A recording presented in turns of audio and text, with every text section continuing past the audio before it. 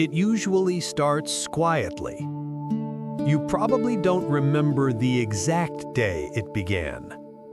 You just know that at some point between being a little kid and who you are now, you learned a tough lesson. Peace wasn't free. You had to earn it. You learned that love had rules. You learned that love was a reward for being good, not something you got just for being you. Maybe it was a look your dad gave you when you talked too loud, or maybe it was the silence from your mom when you didn't do exactly what she wanted. You didn't understand the rules, but you understood the punishment. Every time you upset them, a frown, a sigh, or being ignored, you felt a heavy, sinking feeling in your stomach, and you made a promise to yourself. I will never make them feel that way again. That is how people-pleasing starts. It is a language you learn before you even know how to describe your feelings. It doesn't happen because you are naturally extra nice or generous. It happens because you are trying to survive. When your safety, your feeling of belonging, and your self-worth depend on making others happy, you grow up thinking that keeping the peace is your job. You start to think you have to fix everyone's bad moods, fill the quiet moments, and make sure everything is okay, even when it's not. That is the sad truth. People-pleasing is often just a child's way of trying to stay loved. Most people look at people-pleasers and just see someone who is nice, helpful, or cares a lot. But that isn't the whole story. Deep down, people-pleasers are scared. You are afraid that if you say no, people will stop loving you. You are scared that if you disappoint someone, they will leave. So you change yourself to fit what they want. You smile when you are actually angry.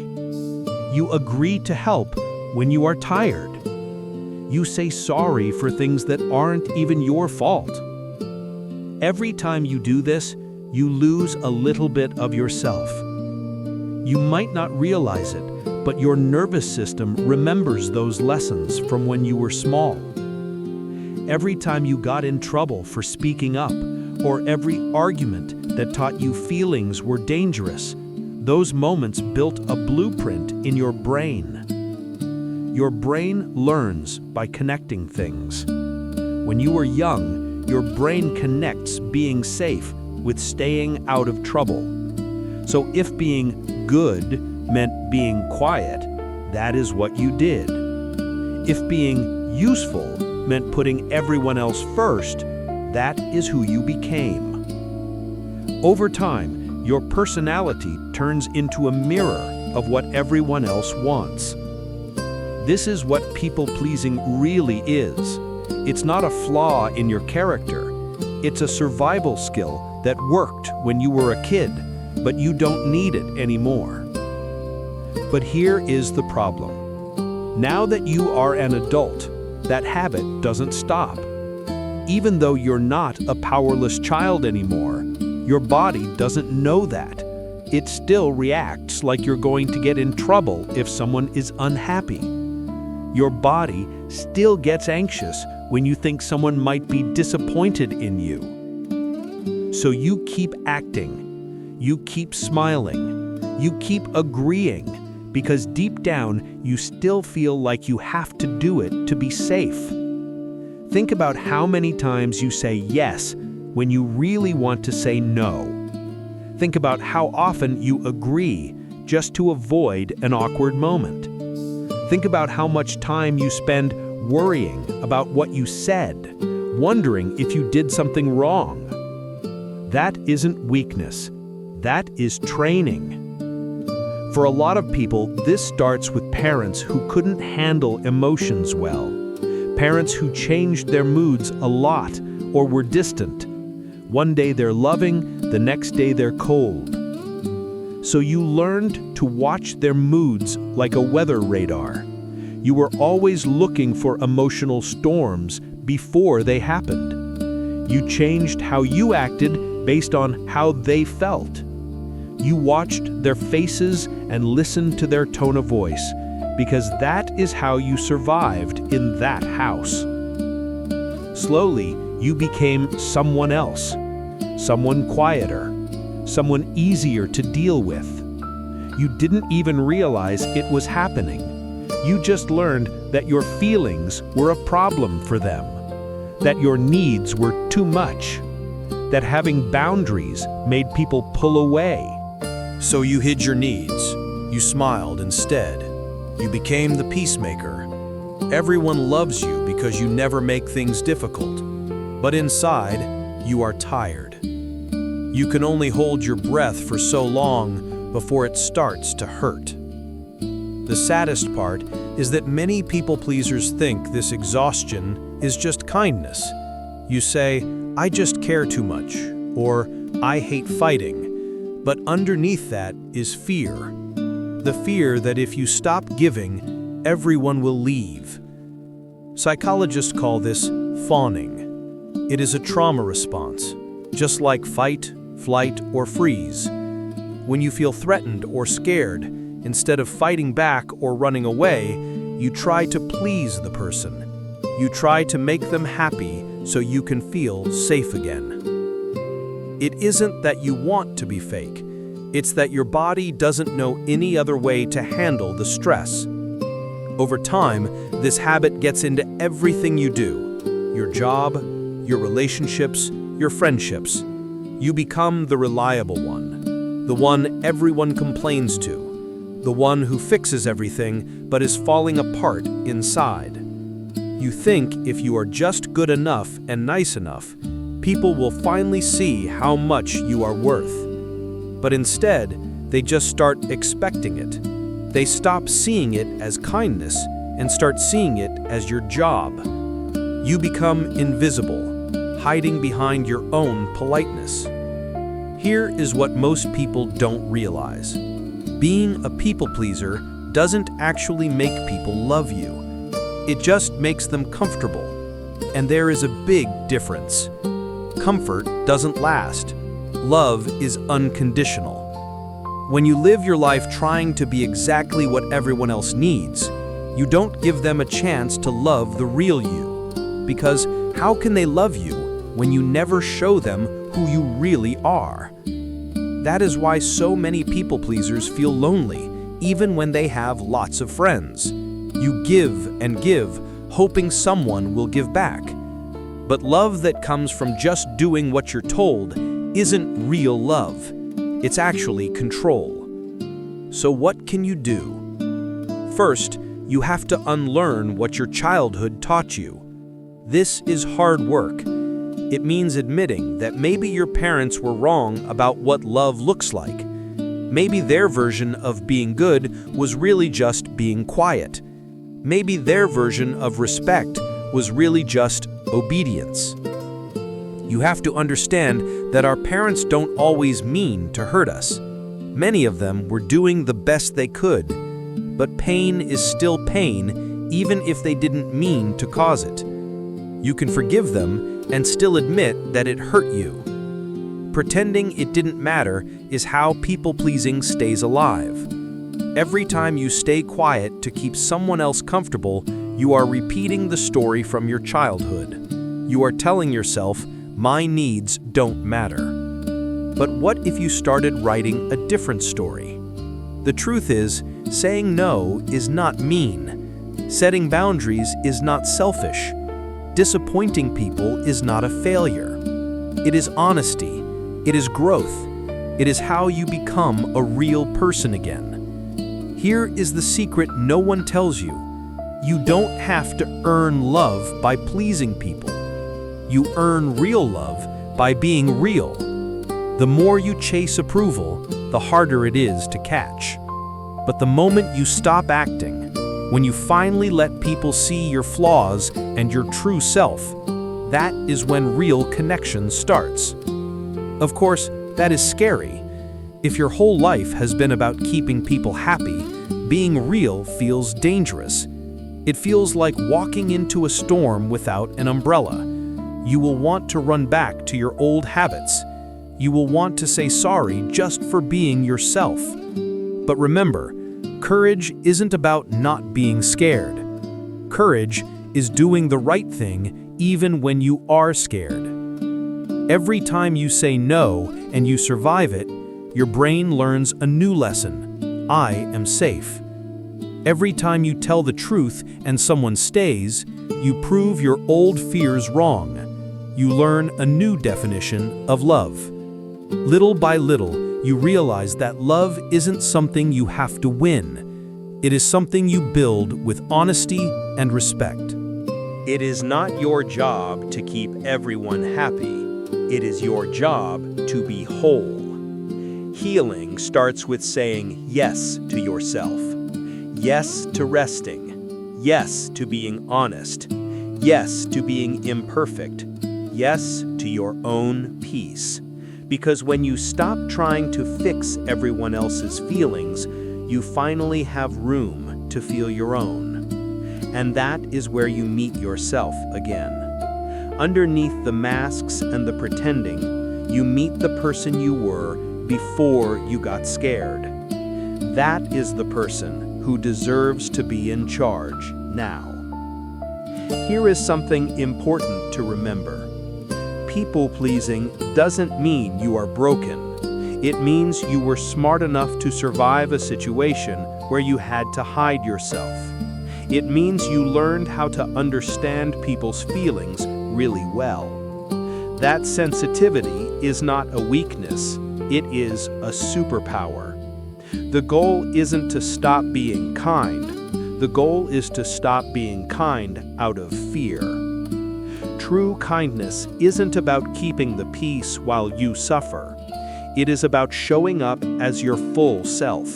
It is about giving because you want to, not because you are afraid. When you change this, everything changes. You start to see the difference between a real connection and just following rules. You realize that saying no points you toward what really matters to you.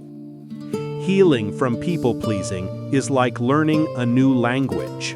A language where being safe comes from telling the truth, not from making people like you. It feels awkward at first. You will make mistakes. You will feel guilty. But keep going. Every hard no builds a stronger yes. Because the real question isn't, how can I make them like me? The real question is, can I like myself even if they don't? And when you can say yes to that, you are free. The hardest part about healing isn't setting the boundary. It is the silence that comes after. Because when you stop doing everything for everyone, people notice. They might pull away or get angry. And it hurts. It hurts because you thought their love was unconditional. But for some people, they only loved you because you did what they wanted. This is when most people want to give up. The guilt feels heavy. You think, maybe I am being selfish. But listen to me. You are not being selfish. You are just refusing to disappear anymore. You aren't broken for wanting to be seen. You are just used to being invisible. This is why healing often starts with grief. You have to grieve the love you didn't get. Grieve the childhood where you had to earn peace. Grieve the relationships that were one-sided. To stop people-pleasing, you have to admit something painful. You were taught that your needs were a burden. That belief hides in small moments, in how you apologize when you didn't do anything wrong, in how you make your achievements sound small, in how you talk too much when you just mean to say no. These habits seem small, but they show that you don't think you are worthy. You learned that love is bought with good behavior, so you became an expert at fitting in. But when you always fit in, you forget who you really are. That is why people pleasers feel lost when someone asks, "What do you want?" Because for years, the answer was never about you. It was about everyone else. And that is not your fault. When you were a kid, your parents were your whole world. If their love was confusing, you didn't blame them, you blamed yourself. Kids don't think, "My parents are having a hard time." They think, "I must not be good enough." So, you spend your life trying to prove you are worth it. You try to be perfect so no one will leave. But what you are really trying to fix is an old wound that says you are only lovable when you are useful. You start to think peace means controlling everything. You watch people's moods because you are afraid of what might happen. You try to fix problems before they even start. You call it empathy, but really it is fear. It's your brain saying, "If I can keep everyone happy, I will stay safe." But that isn't real safety. That is just hiding. This is why you feel anxious even when things are calm. Your body isn't used to peace. Your brain keeps looking for the next problem. It is strange. You want love, but you are also scared of it. Because real love needs honesty. It needs you to show up as yourself. So even when someone tries to love the real you, you pull back. You are afraid they will leave if they see the truth.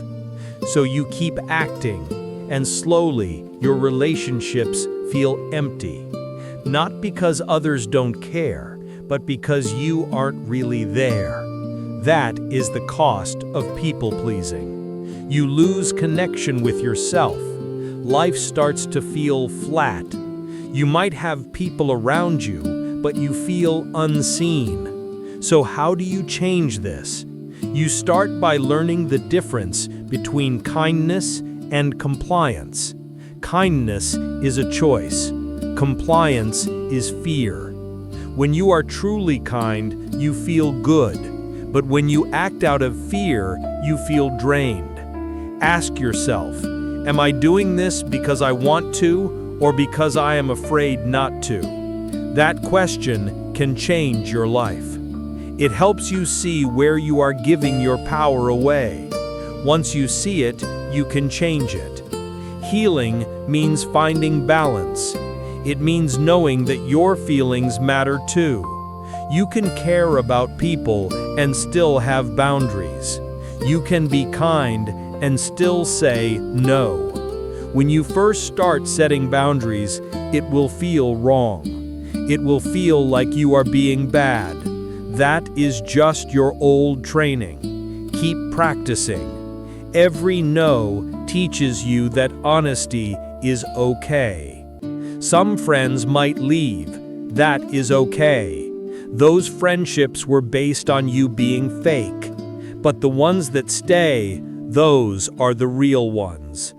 Over time, you will notice something beautiful. Peace feels good, not empty. You stop apologizing for existing. You stop needing everyone to like you, and you start liking yourself. See, people-pleasing was never about other people. It was about the little kid inside you trying to feel safe. So the work is learning to love yourself the way you needed back then. It means telling yourself, you don't have to earn love. You are already good enough. Start small. When you feel guilty for saying no, tell yourself that this feeling is actually growth. When someone is mad about your boundary, remember their reaction isn't about your worth. You don't have to explain why you exist. That is how you get your life back, one honest moment at a time. And you will realize peace isn't about keeping everyone happy. Peace is about being real. You weren't born to just agree with everyone. You were born to be a whole person. Your parents might have taught you to hide your feelings, But you aren't a child anymore. You can choose differently now. You can choose honesty. You can choose truth. You can choose love over fear. When you stop trying to be who everyone else wants, you finally become who you were meant to be. And something amazing happens. The right people start finding you. The ones who love you for being real, not for being easy. That is what real love looks like. It isn't fragile. It grows with respect. But to find it, you have to let go of the old way. You have to be okay with not everyone liking you. Some people will think you changed, but really, you are just becoming whole. You have to show up as yourself even when it feels risky. And you will realize that the peace you were looking for was inside you all along. You just needed to stop hiding to find it.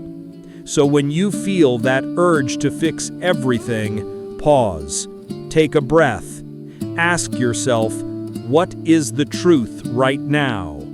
That quiet voice inside you, the one you have been ignoring, is your freedom. You don't need to apologize for it. You just need to listen to it. Your worth isn't measured by how happy you make everyone else. It is measured by how true you are to yourself. So stop trying to be perfect. Stop trying to be easy. Start trying to be real. You deserve relationships that are honest. You deserve peace. You deserve to exist without shrinking. Because real love doesn't ask you to disappear. It asks you to be fully yourself. And that is the moment you stop being a people pleaser and start being a person again.